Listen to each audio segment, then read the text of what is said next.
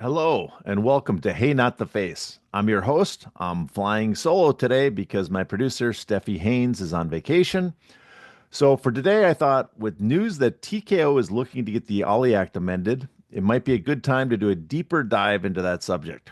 I see a lot of people discussing it, but very few people seem to know what it's intended to do. So we are going to look closer at this important but misunderstood piece of legislation.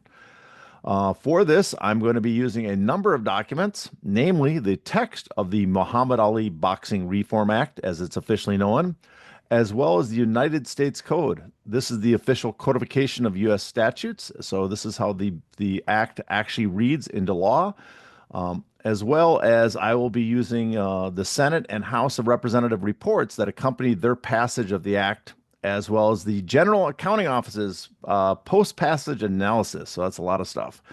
Um, for this, I will be recording it as a video as well. So if you want, you can either follow along with the audio that I'm doing as the normal podcast, and I'll have either links, I'll have, I guess, both links to the various documents I'll be reading, as well as embedded in the Substack post, the documents so you can follow along, or you can watch the video, and hopefully, if I know what I'm doing, I can put up the text as I'm discussing it so you can follow it here.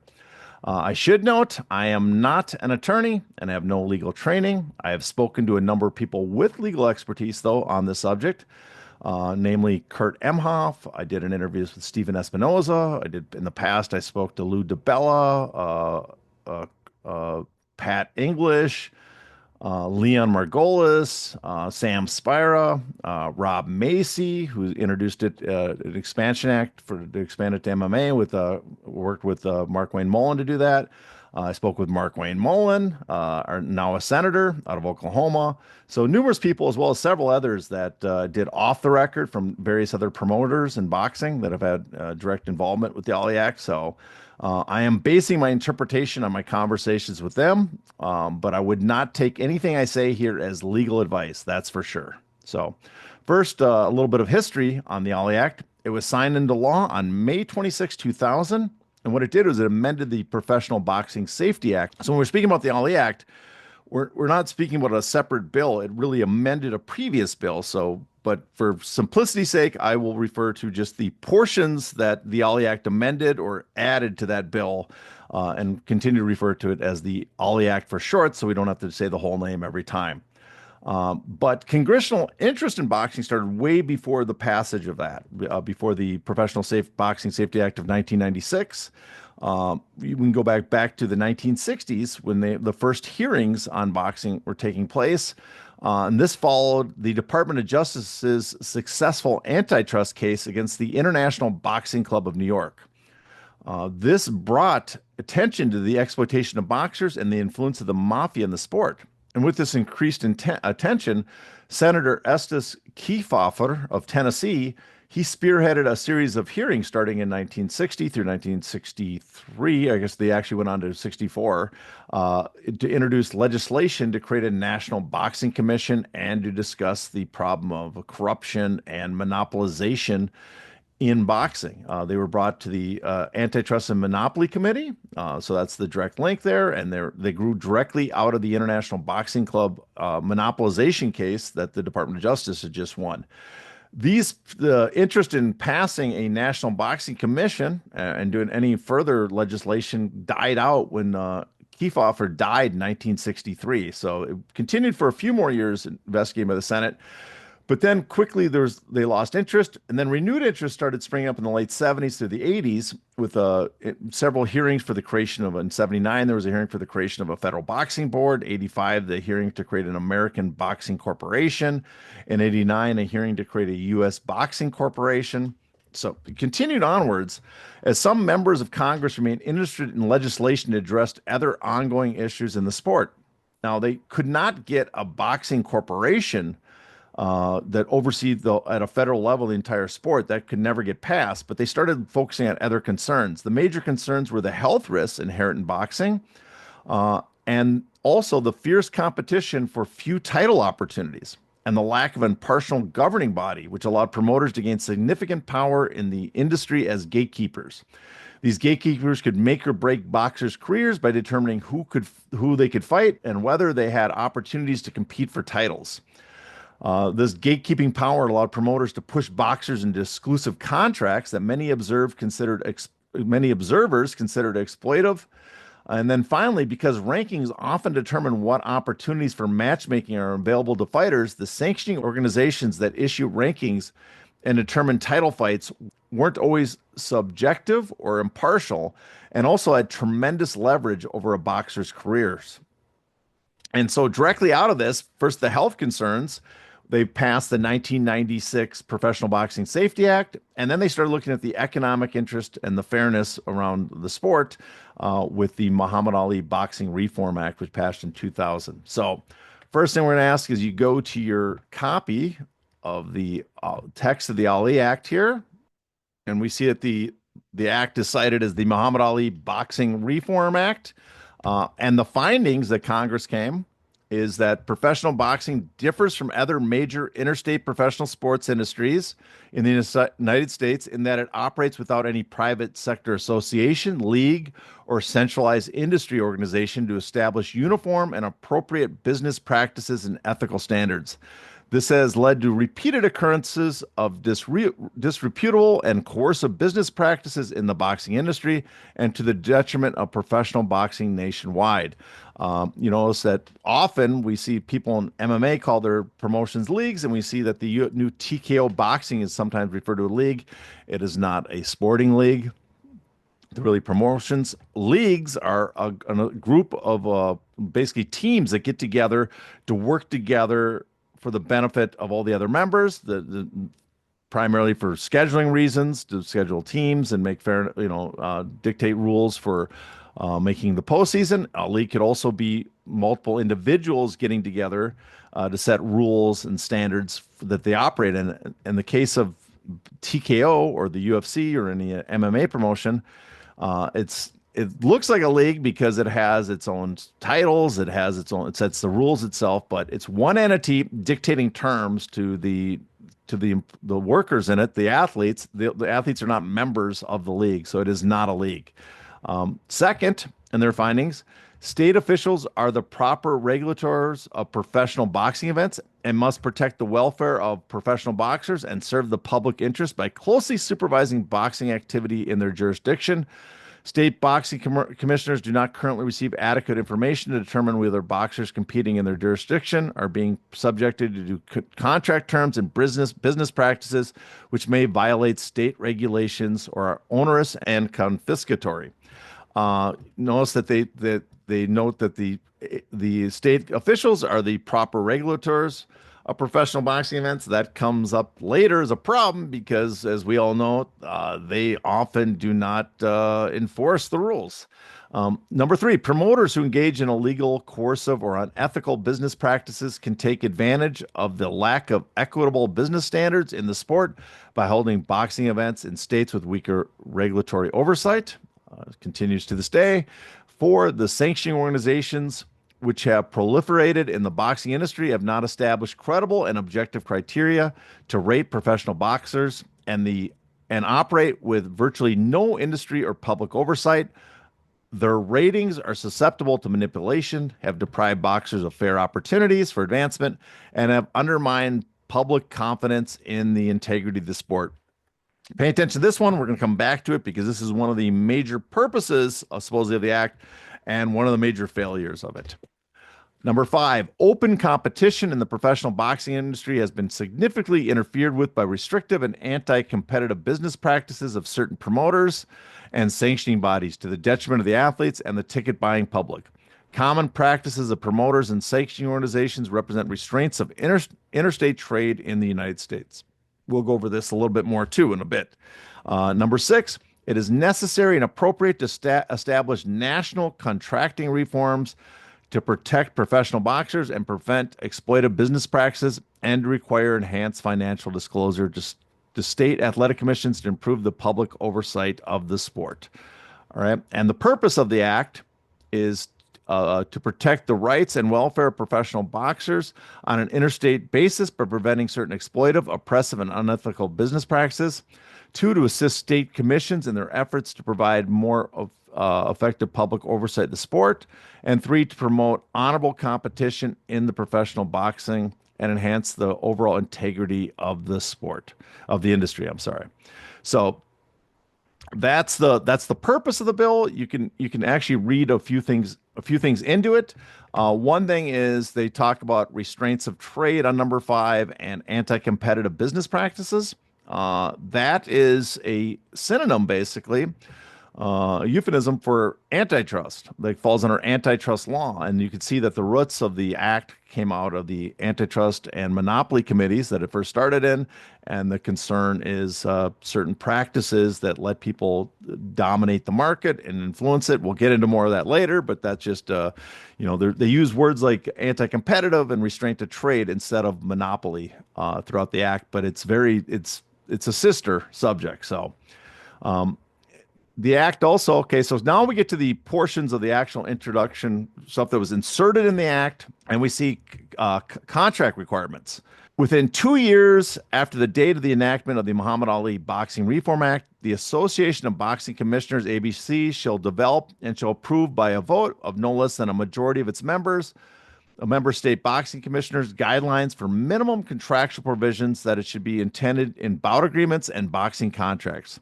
It is the sense of the Congress and the state boxing commissions should follow these ABC guidelines. The ABC, in fact, did do that. They did issue some guidelines, and they issued some contract template contracts. If we go to their website, you can actually see bout and bout sample contracts. It's a model boxer manager contract, very simple terms. And they also have one for a model bout contract. They do not have one for a promotional agreement between a boxer and its promoter. So it's a guideline, and it gives an outline of some basics, but the big weaknesses here that would be helpful to boxers, but the weaknesses here, there's nothing, it's a guideline.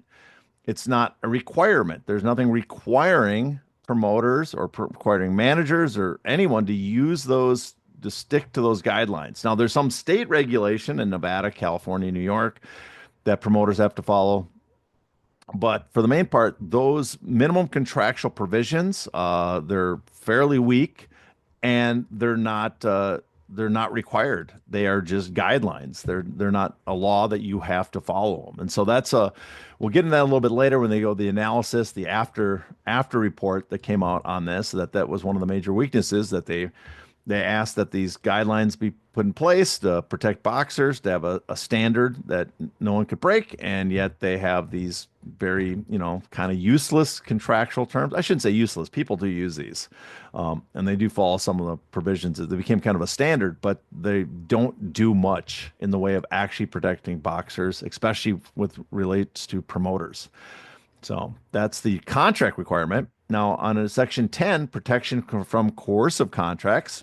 A general rule 1A, a contract provision shall be considered to be in restraint of trade, contrary to public policy, and unenforceable against any boxer to the extent that it is a coercive provision described in subparagraph B and is for a period greater than 12 months. Or 2, it is a coercive provision described in subparagraph B, and the other boxer under contract to the promoter came under the contract pursuant to a coercive provision described in paragraph B.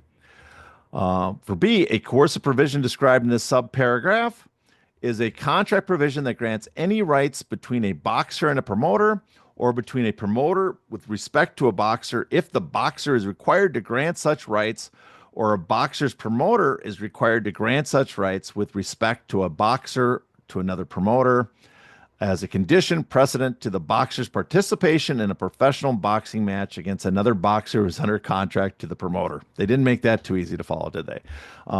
I should note, I'll go into detail on this a little bit, why this has actually been fairly effective. Number 2, this subsection shall only apply to contracts entered into after the date of the enactment of the Muhammad Ali Boxing Reform Act. Okay, that seems pretty clear. And then the final portion, no subsequent contract provision extending any rights or compensation covered in this paragraph 1 shall be enforceable against a boxer if the effective date of the contract containing such provision is earlier than 3 months before the expiration of the relevant time period set forth in this paragraph. In other words, you cannot immediately after signing a course of contract provision that can't be greater than 12 months. You cannot sign any such provision that is signed earlier than 3 months before the end of that can't count. In other words, the promoter who has undue influence over the boxer because of the year contract that they're now under can't put a provision in front of the boxer and have it signed. It's instantly negated. So, and then B, promotional rights under mandatory bout contracts. No boxer service provider may require a boxer to grant any future promotional rights as a requirement of competing in a professional boxing match that is a mandatory bout under the rules of a sanctioned organization. And C, protection from coercive contracts with broadcasters. Subsection A of this section applies to any contract between a commercial broadcaster and a boxer, or granting any rights with respect to that boxer involving a broadcaster in or affecting interstate commerce, regardless of the broadcast medium. For the purpose of the subsection, any reference in subsection A1B to promoter shall be considered a reference to commercial broadcaster. Okay, so let's go back over this one. This might be the biggest thing about the LA Act, probably one of the most misunderstood, also the most important, most successful portion of it. What it basically means is that if you have a boxer, as a promoter has a boxer under contract, and another boxer wants to fight them, you cannot stipulate that that boxer has to sign a multi-bout, give you multiple options or a long-term contract to fight them. The maximum amount of time that you can demand that they sign with you for that bout is 12 months.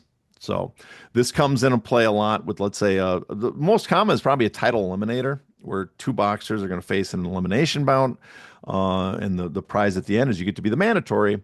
And so a promoter could demand that my boxer that's more well-known will generate a lot more money, higher ranked. He's the access to you getting a title fight. You have to sign with me for 3 years, let's say, as me as your promoter to face my boxer. And under this, that's illegal. You have a 12-month maximum. The one exception is mandatories. If there's a mandatory bout declared by a sanctioning organization, and you're dealing with the mandatory challenger and you're promoting the champion, you can't make any request of any future rights. You can only sign a deal that covers just that fight, so no future rights. Now, this is huge because this is the primary purpose of the Ali Act.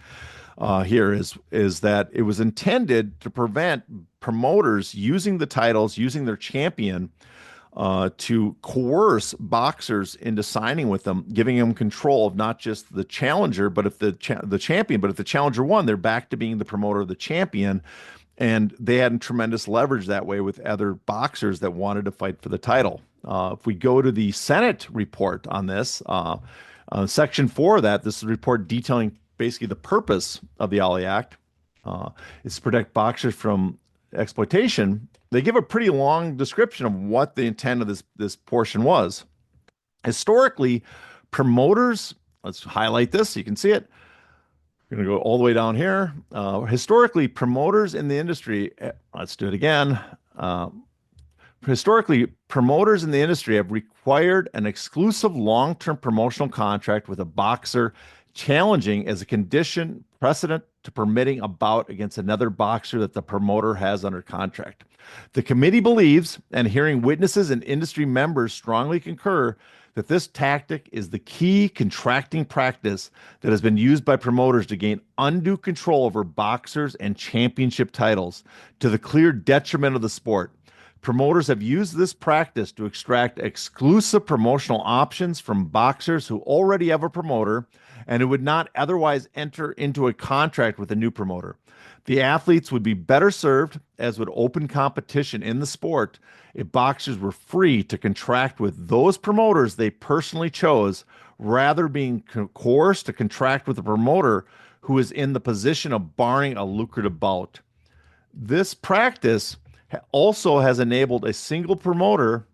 We get rid of this thing down here that's popping up on it. This practice has also enabled a single promoter to gain control over a majority of championship bouts in a weight division, because it results in one promoter having control over both the champion and the challenger. No matter which boxer wins a title bout, the promoter remains in control over who may compete for that title, since he has both contestants under exclusive contract. If a boxer who seeks to challenge a champion or a more established boxer refuses to provide long term contractual rights to the promoter, the boxer will be denied the right to compete in the bout. This practice frustrates the years of determined training and arduous competition that boxers endure, for they will be denied the opportunities that their successes in the rings have earned. No boxer will ever be able to compete for the title in that division unless they sign away future promotional rights to the promoter.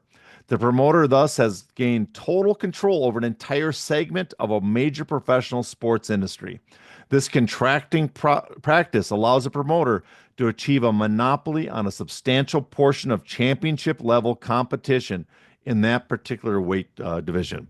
And they even go on a little further to talk about this practice coercing option for boxers, also utilized by promoters and sanctioning organizations against mandatory challengers.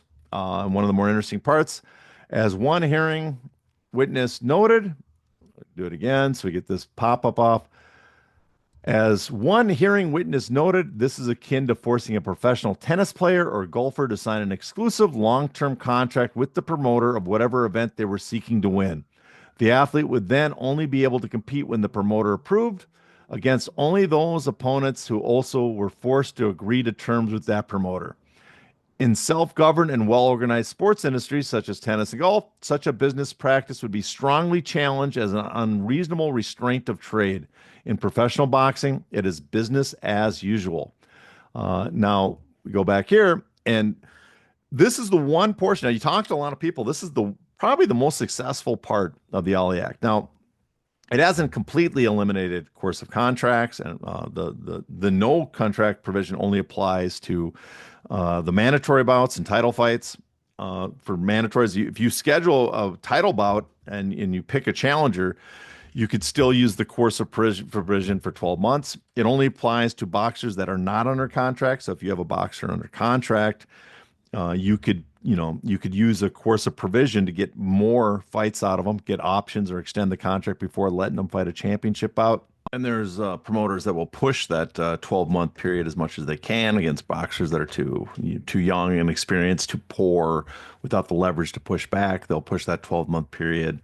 I've heard of examples where they use almost like the UFC's championship clause, 3 fights or 12 months, whatever is later. So there's a lot of workarounds. But for the most part, it has prevented, it has successfully been applied that it's so simple thing to read that even though the Ali Act is not really enforced, and we'll get that when we get to the enforcement, there is a right to private action, which again, we'll talk about later. Many top boxers can go to court or even threaten to go to court and get the coercive provisions thrown out. Again, occasionally you see it slip through, occasionally it happens. But the number of coercive provisions, the use of options that Don King was so famous for in the 90s, this is how the IBC of New York took over boxing. That has been eliminated. So that's a positive, right? So that's mostly been eliminated. So that's a tremendous positive, and that's why we see a lot more competition in many ways in boxing now than we did in the 90s when Bob Arum and Don King basically ruled certain weight classes and divisions. But again, it's not perfect, but it's been tremendously successful, and you can see why some people would want to get rid of it, because they would give them greater control as a promoter. But we could hopefully it could be enhanced too. There's many ways to be enhanced. We'll go on later. We'll go over this a bit more. But the one of the major purposes again was to prevent anybody gaining control over a weight class division. And basically have a monopoly over it. We don't see that in boxing like we used to. We had the International Boxing Club of New York that got broken up. They used these tactics. We had Don King ruling the heavyweight division from 70s through the 90s, where he would force people to sign with him if they ever wanted a shot at the title. Bob Arum and other weight classes. We haven't had anything like that since. Maybe we'll see it again soon, but we haven't had it, at least not in the United States. Because this, again, the Ali Act applies. It's a United States law. It applies to the United States. And so There, which is the number one market, the primary market for boxing, about 70%, historically, about 70% of the revenue comes to the United States. You apply this to the United States, it generally goes, the spillover effect is the world. And that was the intent. The purpose of the Ali Act too, you'll note, is it's focused much more on the top, not the bottom. As it offers protections. They're worried about the very top fighters because that's how the sport has traditionally been monopolized. You get the top fighters, you get the champions. Those you have control over a weight class. You dictate terms to all the other boxers. They have to sign with you. So they focus on that in the Ali Act to create a more competitive market. That's the purpose. So when people complain that there's much competition in boxing, perhaps that's by design. So let's go into now sanctioning organizations. Section 11. Okay. Objective criteria.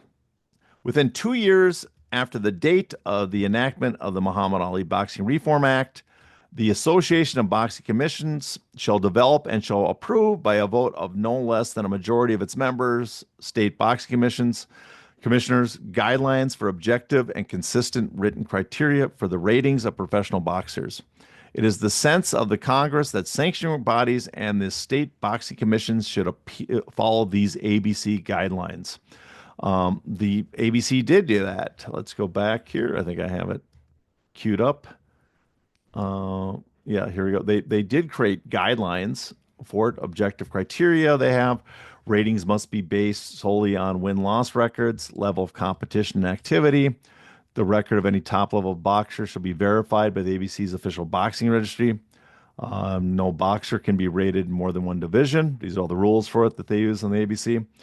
For a boxer to receive a top rating, the boxer shall have competed in at least 2 bouts scheduled for 10 rounds or 4 bouts scheduled for 8 rounds. In order to maintain a top rating, the boxer, A, shall compete at least once during each 12-month period from the time the boxer gets rated, and B, shall have competed against another top-rated boxer within each 18-month period for the time the boxer gets rated. So that's a bunch. They talk about how boxing ratings cannot be dependent on who your promoter is. It has to be objective. All these criteria. Again, the one problem is these are guidelines. This is one of the major purposes of the Ali Act. One of the major concerns was sanctioning organizations were not having objective criteria. We're not following the ratings were all over the map. Certain people were not getting a proper title chance.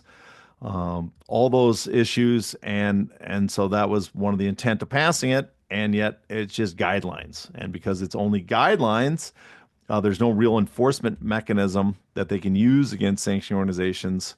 If you look, one of the major complaints, in fact, we go back to the Senate report and we go down to sanctioning organizations, we can see some of these complaints and how they haven't been fixed. So under Section 5, sanctioning organizations integrity reforms. The ratings of a boxer has a substantial effect. Wait, sorry, let's start over. The ratings of a boxer has a substantial effect on a boxer's career trajectory, yet the rating system of professional boxers is disreputable and illegitimate. Boxers pay substantial amounts to ratings organizations, yet cannot rely on any credible or objective process to assure that their performances in the ring will be honestly rated. The rating system in professional boxing today is universally criticized as arbitrary and manipulative by boxers, managers, state officials, and sports journalists. Boxing rankings have more to do with financial interests of sanctioning organizations and promoters than with the skills and achievement of boxers. A representative practice is the fact that sanctioning organizations refuse to rate the champion of their competitor organizations. This can lead to the dubious situation where a boxer may be universally considered to be the best in the world by his fellow boxers, industry members, fans, and the media. At the same time, the boxer is not rated in the top 20 of many of the organizations that profess skill in the rating fighters. Boxers may be able to move into the top 10 of a rating organization more quickly by signing with an influential promoter, as opposed to working their way through victories in the ring. The world of boxing contains no rating system of athletes or sports teams that has a little credibility consistency and athletic fan confidence as professional boxing. So it kind of gives you detail what the problem is, and the complaints continue. Uh, but that's the issue. But they only issued guidelines. They have no way to enforce that, no way to make the sanctioning organizations follow that. Is well, as you see, one of the complaints was that champions are not rated. If you win a title in one sanctioning organization, you're not rated by another sanctioning organization. That's a rule the sanctioning organizations have. And sanctioning organization will give you reasons for that, but as they note here, it denies denies kind of a filtering process where everybody's easily recognized the best. Denies contenders, actually champions of other titles, the chance to become mandatories against other title holders. The sanctioning organizations seem intent on keeping unification. They wanted unification. They wanted more undisputed. They wanted a system. In fact, they viewed it that a lot of the rankings would end up being, if they're objective enough, would be very similar. And perhaps that would eliminate one of the sanctioning organizations or even two of them. But that's another matter. But again, just guidelines. So nothing has been really done on that. It did include appeals process. Sanctioning organizations shall be entitled to receive any compensation directly or indirectly in connection with a boxing match until it provides the boxer with notice that the sanctioning organization shall, within 7 days after receiving a request from the boxer, question the organization's rating of a boxer. So they have this system where you can challenge it. It's been challenged a few times.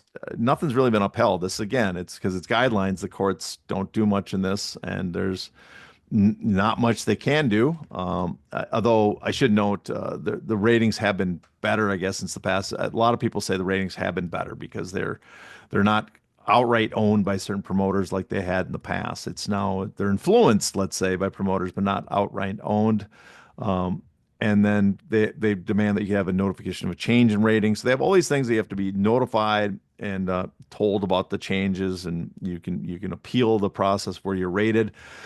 But there's no method, there's no mechanisms for properly remedying this because again, it's just a just a guideline. So that's the sanctioning organization problem. Now we're going to get into keep going. I'm going to come back to these sanctioning organizations because we're going to get into conflicts of interest later that have to do with this as well. Section 2 require disclosures to state boxing commissions by sanctioning organizations. This one actually has been successful. People don't tend not to ignore this. A sanctioned organization shall not be entitled to receive any compensation directly or indirectly in connection with a boxing match until it provides to the boxing commissions responsible for regulating a match in a statement of all charges, fees, and cost of organization will assess any boxer participating in the match. All payments, benefits, complimentary benefits, and fees the organization will receive for its affiliation with the event from the promoter, host of the event, and all other sources, such additional information as the commission may require. So they do get, as we get back, FTC has the Federal Trade Commission filing. They have to file with the Federal Trade Commission. They get listed as a sanctioned organization by the ABC, but they have to meet these requirements. That part's been mostly met. So it's not been that's actually been successful in a way, but it doesn't really mean much because they're just filing, they're disclosing what they're getting, but they're also still operating in a way that that most people find repugnant. So for the sanctioning organization, Section 13 required disclosure for promoters. Disclosure to the boxing commissions. A promoter shall not be entitled to receive any compensation directly or indirectly in connection with the boxing match until provides the boxing commission responsible for regulating the match in a statement of one, a copy of any agreement in writing in which the promoter is a party with any boxer participating in the match, a statement made under penalty of perjury that there are no other agreements, written or oral, between the promoter and the boxer with respect to that match. And 3, all fees, charges, and expenses that will be assessed by or through the promoter on the boxer pertaining to the event, including any portion of the boxer's purse that the promoter will receive and training expenses. B, all payments, gifts, or benefits the promoter is providing to any sanctioned organization affiliated with the event. And C, any reduction in a boxer's purse contrary to a previous agreement between the promoter and the boxer or a purse bid held for the event. Uh, and then B, disclosure to the boxer. A promoter shall not be entitled to receive any compensation directly or indirectly in connection with a boxing match until provides to the boxer promotes. One, the amount of any compensation or consideration that a promoter has connected to receiving for such match. Two, all fees, charges, and expenses that will be assessed by or through the promoter on the boxer pertaining to the event, including any portion of a boxer's purse that the promoter will receive in training expenses. And three, any reduction in a boxer's purse contrary to a previous agreement between the promoter and the boxer or a purse bid held for the event. Information to be available to state attorney general. A promoter shall make information required to be disclosed under this section available to the chief law enforcement officer of the state in which the match is held upon request of such officer. Now, the disclosure is a mixed bag. We'll get to that a bit too and look at the analysis of the success of the Ollie Act and its failures by the General Accounting Office. There's also some Senate hearings on that as well, but we'll go with the GAO. But the disclosure of the boxing commissions, because the perjury part, promoters generally don't mess around with this, but there's a caveat on that is that a lot of the athletic commissions don't ask for much details, uh, and don't ask for much about the boxers' contracts. In fact, they're supposed to submit the contracts to the promoter to the athletic commissions, or the attorney general in the state, and often they just don't ask for it. They have no interest in it. So that's one thing that's not being properly followed. The other is that the disclosure to the boxers that happens, and it was very successful in the early days. You'll see that the boxers got much better informed about their income that they're making on events. But the promoters have found a couple of workarounds on this. One is the ABC got together and they determined what has to be disclosed. It generally has to apply only to the fighters being promoted, the boxers being promoted for the event. In other words, a main event pay-per-view. If the fight is being sold on one single fight, they're the ones that get disclosed all the information because it's assumed that the revenue, the pay-per-view sales, the ticket sales apply to them. The other fighters do not get that information revealed to them. And the same goes for if there's multiple fights being advertised for the event. I guess more like a UFC system where there's a co-main or something. Multiple matches would have the information disclosed to them. Oh, yeah. So sorry, I'm getting assaulted by my cat. Um, 1 second. All right. And I guess man, lost my train of thought there. Um, I guess with the other one, when their fighters are leased, boxers are leased or loaned out. Common in boxing, a promoter will loan out or lease their boxer to another promoter. They don't get a split of the revenue. They get paid. The promoter gets paid, and a piece of that goes to the boxer. That would be disclosed as well. So boxers would be aware of that. Of course, it'd be after the fact. Probably be revealed later after the fight, so it might be too late to negotiate what the split would be. But typically in boxing, it's only being disclosed to the headliners for events, and what's being disclosed is the ticket sales revenue, broadcast revenue, sponsorship. They have a form that they have to fill out. So there's other forms of revenue that possibly could be skipped. I guess if you have one problem too is if you have a contracted agreement with a television network. And you're the exclusive provider for boxing for that network, you could determine how much to apply to each match. So, it's possible that a boxing event could be much more valuable to the network and that promoter, but the amount being assigned to it doesn't represent the actual value and what it would get if, let's say, under the old HBO system where they bought individual fights. So that's another problem. The other big issue with this is that it doesn't say when you have to be disclosed. The promoter just can't be compensated. He can't take the money uh, from the event. He can't cash out and take his profits until he informs the fighter. But that doesn't do the fighter much good when this information is revealed to him the night of the match or the day after the match instead of months ahead when they're heading, when they're signing the agreements. So it's been effective in the sense that promotions and managers, you talk to people in the industry, they're more aware of what fighters make now, and a lot of fighters will put in their contracts based on this is the higher ones up, the top ones, that they get access to all the books and all the information. But so it's been helpful in getting more disclosure to fighters. And if you're a manager that represents a fighter that, even though he might not have been aware of the information before he signed the match, now that he's aware of it, you can apply that to other fighters under contract. You're aware of what's being made on certain events. You're aware of what's being paid in license fees from broadcasters. So you could apply that when negotiating a different fighter or the next contract. So that's been helpful, but not as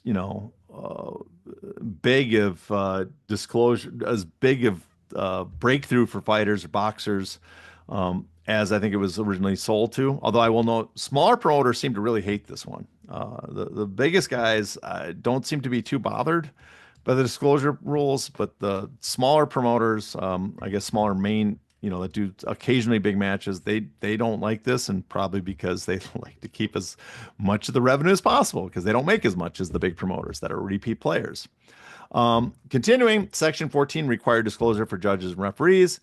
A judge or referee shall not be entitled to receive any compensation directly or indirectly in connection with a boxing match until provides the boxing commission responsible for regulation, responsible for regulating the match in a statement of all consideration, including reimbursement for expenses that were received from any sources for any source for participation in the match. Basically, we're trying to make sure you're not getting paid off for the match. Issue with this, though, is that there's underhanded ways to pay people off through the sanctioning organizations, possibly picking people to be the judges and refs based on their previous scoring. So it's a positive, but it's not. There's been some watering down of it. Let's put it that way. Confidentiality. This is Section 15 is a confidentiality agreement. Just says in general, neither a boxing commissioner or an attorney general may disclose to the public any manner furnished by a promoter under Section 13, except to the extent required in a legal administration or judiciary proceeding, effect of contrary to state law.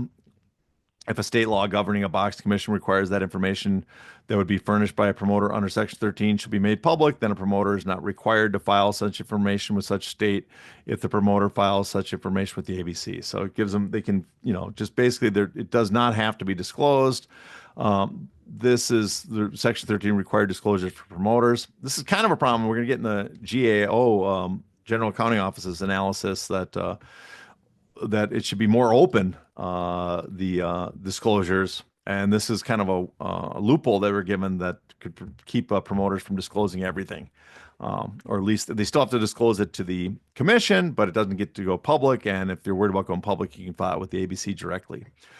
Section 16, judges and referees. No person may arrange, promote, organize, produce, or fight in a professional boxing match unless all referees and judges participating in the match have been certified and approved by the boxing commission responsible for regulating the match in the state where the match is held. So that's a positive from where boxing was before, but we still get in the problem where the sanction organizations often get to pick the referees and judges, but they still have to be licensed by the state, certified by the state. So it's okay, it's a positive, but not nothing special there. Let's put it that way. We're going to go to Section 5, conflict of interest, and I'm going to skip now. I'm going to go to the U.S. Code for this because at this point on, a lot of this just amends sections of the Professional Boxing Safety Act. So it's impossible to read these and understand what actually they say because often it just says we are going to, striking this and adding this. So let's go to Section. We go down to 6.3. Go here. This is it. That's enforcement. Very well. Here we go. Conflicts of interest. So in conflicts of interest, regulatory personnel, no member or employee of a boxing commission, no person who administers or enforces state boxing law, and no member of the Association of Boxing Commissions may belong to, contract with, or receive any compensation from any person who sanctions, arranges, or promotes professional boxing matches, who otherwise has a financial interest in an active boxer currently registered with the boxing registry. For purposes of this section, the term compensation does not include funds held in escrow for payment to another person in connection with the professional boxing match. The prohibition set forth in this section shall not apply to any contract entered into or unreasonable compensation received by a boxing commission to supervise professional boxing match in another state as described in section 6303 in this title. So basically just, that anti-corruption. You as ABC belong to you cannot contract or receive compensation by anybody. So, I mean, that's, seems that seems obvious. You shouldn't let that happen. They have it in there as a law. We'll see enforcement later on this. There's some enforcement mechanism for this. So probably this is an obvious violation when people do this. But you got to find out if they're doing it. That's what corruption is. It's hard to learn. You're getting paid behind the scenes. So good luck on the investigation part, but it's definitely made illegal. So conflict of interest B, this is one of the big ones, firewall between promoters and managers. You hear about that often. That's one of the ones often cited as the purpose of the LA Act. In general, it is unlawful for a promoter to have direct or indirect financial interest in the management of a boxer, or B, a manager to have direct or indirect financial interest in the promotion of a boxer, or to be employed by or receive compensation or other benefit from a promoter, except for amounts received as consideration under the manager's contract with the boxer. Number 2 exception, paragraph 1, does not prohibit a boxer from acting as his own promoter or manager, and B, only applies to boxers participating in a boxing match of 10 or more rounds. Again, this is only is looking at the top boxers. The bill is focused on the top. That's where they view the control of the sport happening. That's where they view that you continue more competition when the top guys are not under the sway of a single promoter. So they focus on that. Also, they point out, lower boxers, they're money losers. And so, there is an incentive sometime for a manager to pay or get fights to put on events just to get their boxer experience because they're not really making any money. And so they didn't want to take that away. It's when the money's become lucrative on 10 or 12 round fights that they want to prevent that because it's a whole different ball game. So if you go back into the firewall between promoters and managers, you'll see that one interesting thing is we got to look at what a promoter and a manager is. The definitions of these come kind of important here. If we go all the way back to the top, they have the definitions under U.S. Code 6301. A boxer, the term boxer means an individual who fights in a professional boxing match. Look at that. Boxing registry, the term boxing registry means an entity certified by the Association of Boxing Commissions for the purpose of maintaining records and identification of boxers. So we get down to number 5, manager. The term manager means a person who receives compensation for services as an agent or representative of a boxer. I'm going to read matchmaker too, because we often conflate this with promoter. Matchmaker, the term matchmaker means a person that proposes, selects, and arranges the boxers to participate in a professional boxing match. And then the term promoter means the person primarily responsible for organizing, promoting, and producing a professional boxing match. The term promoter does not include a hotel, casino, resort, or other commercial establishment hosting or sponsoring a professional boxing match unless the hotel, casino, resort, or other commercial establishment is primarily responsible for organizing, promoting, and producing the match, and B, there's no other person primarily responsible for organizing, promoting, and producing the match. And so, usually the promoter of record is the person is considered the promotion. So even though some of the casinos back in the day in Vegas played a big part in the promotional event, paying a lot for the site fee, paying for the advertising, there was a promoter of record. And I don't know if you look, the promoter he's organized for promoting and producing a professional boxing match. So this is for MMA. One reason, perhaps, that the UFC in particular is against the expansion of the LA Act to include MMA is that they serve, at least under the description here, you could argue they serve as a manager to fighters here because not only do they put on fights, promote it, and pay fighters to take part in fights, they often represent the fighter when negotiating sponsorship deals. The UFC gets the sponsorship deal and then will negotiate several They negotiate the sponsor deal and pay the fighters like through the outfitting kit, but also individual sponsors. They're the ones the go between the sponsor and the fighter. Just look at all those ads. You'll see UFC fighters. Often it's those were done through the UFC, so they're acting in a way as a manager. Same with the video game rights. So if that's considered a manager, they would be potentially violating the separation, the firewall that exists. I got to find that again here. Uh, the separation, the firewall that exists between a promoter and manager. So that'd be one concern. But this is the one thing too about the promoter manager thing is it's backed up by a lot of state regulation. This was somewhat of a concern. This eliminated the business practice of Don King. Much of this in this bill was specifically designed to go after Don King, it seems like. But state regulation had already, in many of the major boxing states, had already tackled this problem. So now on to sanctioning organizations. This is a huge one considering what TKO is up to. Uh, Prohibition on receipts, except as provided in paragraph 2, no officer or employee of a sanctioned organization may receive any compensation, gift, or benefit directly or indirectly from a promoter, boxer, or manager. 2, except paragraph 1 does not apply to the receipt of payment by a promoter, boxer, or manager of a sanctioned organization's published fee for sanctioning a professional boxing match or reasonable expenses in connection therewith if the payment is reported to the responsible boxing commission or the receipt of a gift or benefit of de minimis value. So you notice it doesn't say anything about a promoter having their own titles, it just says that they cannot compensate a sanctioning organization. And if we look up at the definition of a sanctioning organization here, it'll make it even more confusing. Number 14, sanctioning organization. The term sanctioning organization means an organization that sanctions professional boxing matches in the United States between boxers who are residents of different states or that are advertised, otherwise promoted, or broadcast, including closed circuit television and interstate commerce. Okay, that says nothing about titles. It says nothing about championships. It also seems very little to do with what they're talking about in in other sections about the ratings and the titles and the reports.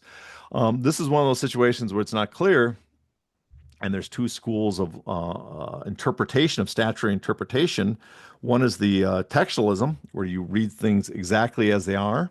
If you read it that way, you could probably look at it and say, I don't know what TKO is worried about because there is no conflict of interest between a promoter having their own titles. There's nothing banning it, right? So that's one way of reading it. The other way of reading stuff is the purposivism or intentionalism method of statutory interpretation. That means you have to look at what the purpose of the legislation was or the intent that the legislators had when they passed it. And you go through the reports and you go through the history that they bring up.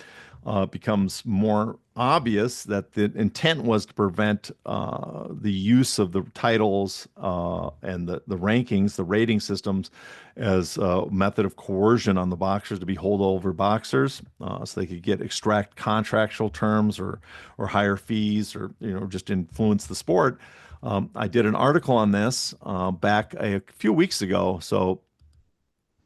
Here it is. If you're interested, it's called "What Would Amending the Ali Act Mean for Boxing?" I go through this, what the history of the legislative history might mean for why it'd be interpreted a certain way. We should note that it seems that people in the industry, based on TKOs, going to the ABC to get it amended, based on previous letters that the head of the ABC sent the Attorney General's office about there was rumors that PBC was going to introduce their own titles, that what was said during congressional hearings when they were going to expand the Ali Act to MMA, when they had those congressional hearings, that people in the industry assume are under the opinion that that section prohibits a promoter from having their own titles. That even though it says it's based on compensation, that you're basically violating the intent, the purpose of this act, what it was intended for, if a promoter just had their own titles. That they're meant to be separate from the promoter. We'll have to wait and see. A court would have to decide it, but it seems like everybody's operating like it's a no-brainer based on the congressional hearing that a promoter cannot have their own titles, but it's not clearly stated here, and the text does not clearly state. So continuing on now, so that's probably why TKO wants to amend the Alley Act and let promoters have their own titles, because this seems to be a clear violation of it. But now we get to enforcement, which no one enforces the Alley Act. That's the major problem. 6309 enforcement. We look at injunctions. Whenever the Attorney General of the United States has reasonable cause to believe that a person is engaged in violation of this chapter, the chapter being the entire section on the Professional Boxing Safety Act and the Alley Act portions of it, the Attorney General may bring a civil action in the appropriate district court of the United States requesting such relief, including a permanent or temporary injunction, restraining order, or other order against the person as the Attorney General determines to be necessary to restrain the person from continuing to engage in, sanction, promote, or otherwise participate in a professional boxing match in violation of this chapter. The one problem with this, the Attorney General has never done this. Talking to them, they're not familiar. It's not a priority for them. They're not. They don't have the means. They don't have investigators. They're not out looking for cases. They just never bring a case, and so they never enforce it. And that's a major problem, weakness of the act, because they're just, they have no interest in enforcing it. There are criminal penalties, manager, promoters, matchmakers, and licensees. So they have these penalties here, but if they're not being enforced, doesn't mean much. Any manager, promoter, matchmaker, and licensee who knowingly violates or coerces or causes any other person to violate any provision of this chapter, other than section 6307A, B, C, D, E, F, H of this title, shall upon conviction be imprisoned for not more than 1 year or fined not more than $20,000 or both. So sizable penalty. The 63, if you want to know, the 6307 sections are all the protection from coercive contracts, the contract requirements, coercive contract requirements, and sanctioning organizations. So there's some teeth with the penalty. The problem is, as we noted, they have this. The first part is about contracts, but they're guidelines. So there's no criminal. There's no offense. You can't punish anybody from them. They're stated as their guidelines. So some of these are made toothless because of the fact they're guidelines, and the other problem, they're toothless because no one is the people that have the power, the Attorney General of the United States, are not bringing cases forward, not investigating, don't have the power or means to look into it. And then number two, violation of anti-exploitation, sanctioning organization, or disclosure provisions. Any person who knowingly violates any provision of section 306, 307, all the various 6307 sections, which is the contractual guidelines, the course of contracts, those sections, shall upon conviction be imprisoned for not more than 1 year or fined not more than A, $100,000, and B, if a violation occurs in connection with a professional boxing match, the gross revenues for which exceed $2 million, an additional amount which bears the same ratio to $100,000 as the amount of such revenues compared to $2 million or both.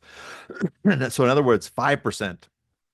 So this would be a massive penalty if you're involved, like in a Canelo Alvarez $100 million plus gross revenue match, or Mayweather McGregor when you're in the hundreds of millions. Mayweather Pacquiao for what I think it was 500-600 million gross that did.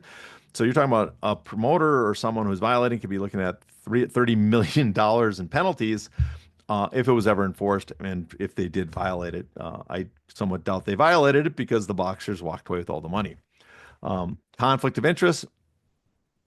Any member or employee of a boxing commission, any person who administers or enforces state boxing laws, and any member of the Association of Boxing Commissions who knowingly violates Section 6308 of this title shall, upon conviction, be imprisoned for not more than 1 year or fined not more than $20,000. So this is again obvious. If you're in the ABC, and that's both corruption. There should be a penalty for that. Any boxer who knowingly violates any provision of this chapter shall, upon conviction, be fined not more than $1,000. So the boxers have a very small fine. The act is meant for boxers. It has a section for actions by states here, which are, again, the states are not enforcing it.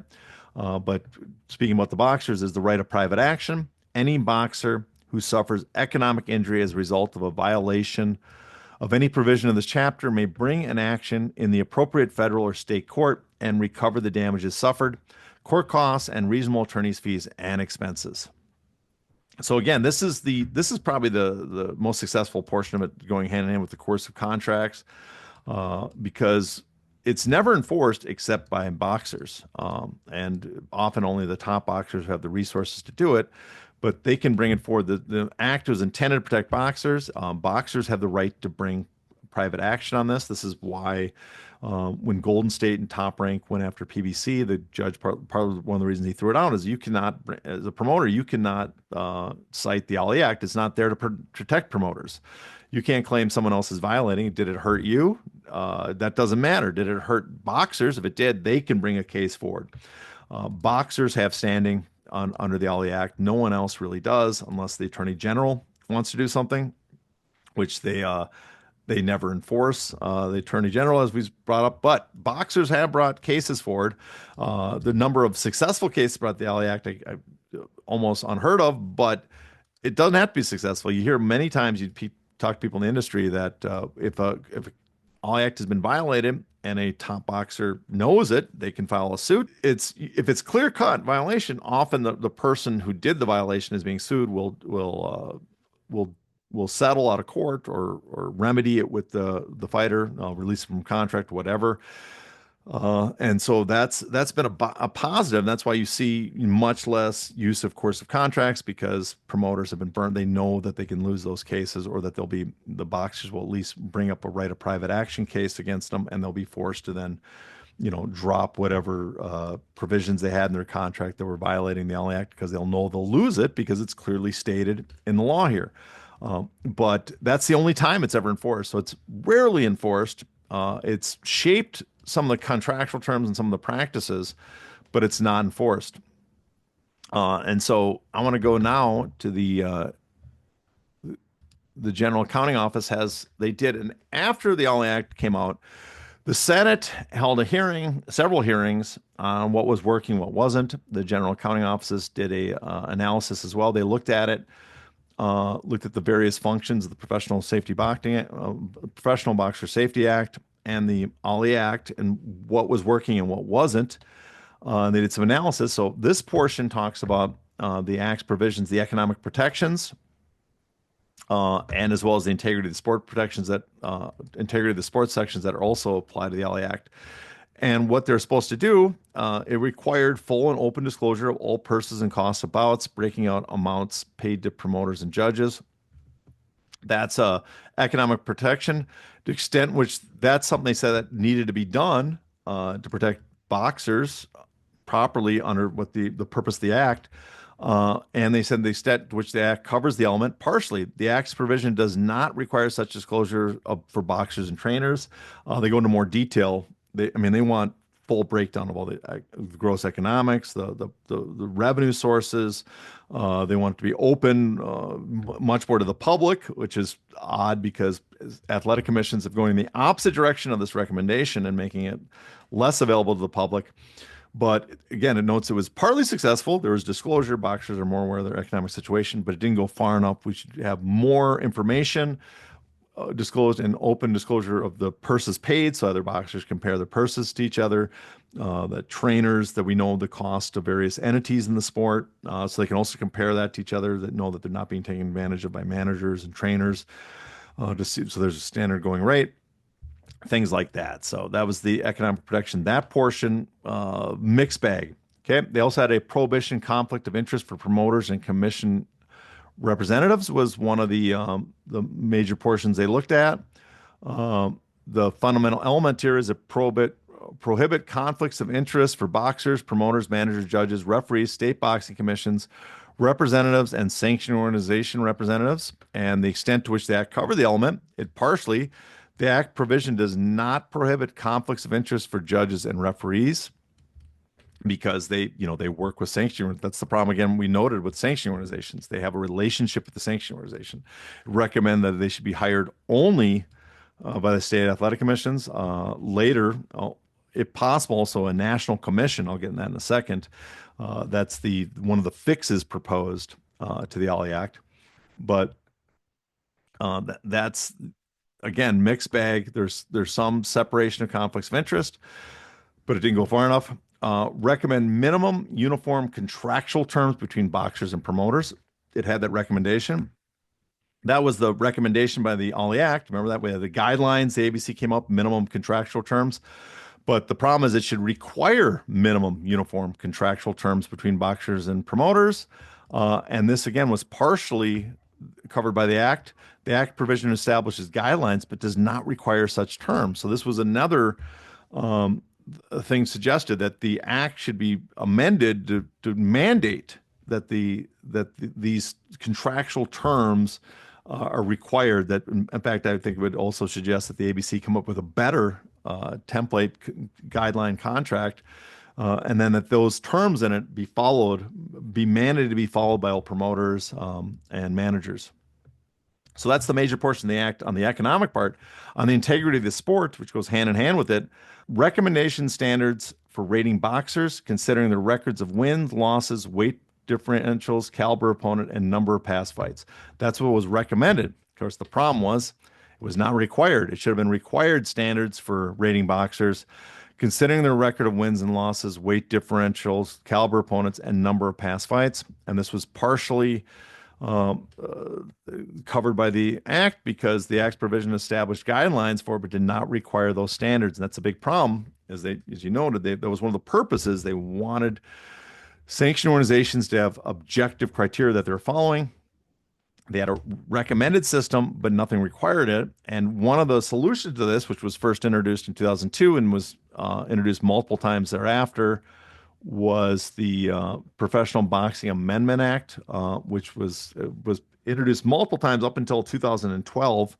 And this was supposed to fix a lot of the Ollie Act problems. One of it would do what long had been desired, introduce a federal boxing commission to oversee the athletic commissions, and so that they could not have regulatory capture for individual athletic commissions, that you could not venue shop, move to a different athletic commission that would serve a promoter better. So it would oversee it all. They would license sanctioning organizations. So sanctioned organizations would have to follow the objective criteria that the ABC came up with. They'd have to be followed. The ABC would actually design the objective criteria that wouldn't just be a guidelines. They would come up with the rules for how you would rate boxers, and the ABC could or the national commissions could remove your license if you were not properly following the rules put in place for ranking fighters. And the intent of this was that under this, especially with the commission overseeing this, is that you would have what a university acknowledges the best fighters rising to the top of each of the athletic commissions, or not the athletic commissions, but the sanctioning organizations' ratings. And so the best would be fighting the best. You wouldn't see these strange situations where there's a mandatory comes out of left field. Also would give more control to the boxers. The theory being that if you have an objective rating, you couldn't be skipped. You could earn your spot, and that would give you more leverage in negotiations. So the boxers that earn their spot would get more pay because they would have that leverage. They would own their rank. Where under even today, one of the problems is there's underhand corruption in that you're maybe bribed to move people up in the rankings. Well, that guy hasn't really earned that position. He doesn't have the leverage because he's only there because they're paying off from the sanctioning organization. So that would be one. This bill would also include a guideline. Instead of contractual guidelines that are recommendations, they would require that there be contractual minimums written out that had to be followed. So a lot of fixes to the Ollie Act that would address a lot of the problems. Of course, this was opposed by many of the athletic commissions because they didn't want to give away their power. They didn't want to be working under a top athletic commission that oversaw them. They liked their fiefdoms. Also, it should be noted, it was opposed by the ZUFA, the UFC, who lobbied against it as soon as they started making money in 2007 and spent probably more than anybody else to lobby against this boxing bill, I guess because of the fear that eventually it might apply to MMA, and they did not want federal oversight over their business. So That is the major problem. So when people talk about the problems of the LA Act, one thing is I acknowledge it's not perfect. It has some successes, a lot of good intent on it, but the what it's been done has not been enforced. Doesn't have enough teeth. All that's true, but it has had some successes. It has greatly reduced the use of coercive contracts. It has had some disclosure for boxers. Has the firewall. It works a little bit, I could say. But we have seen a more competitive boxing landscape since its passage in the United States than what was before. That seems undeniable. It's just not been perfect.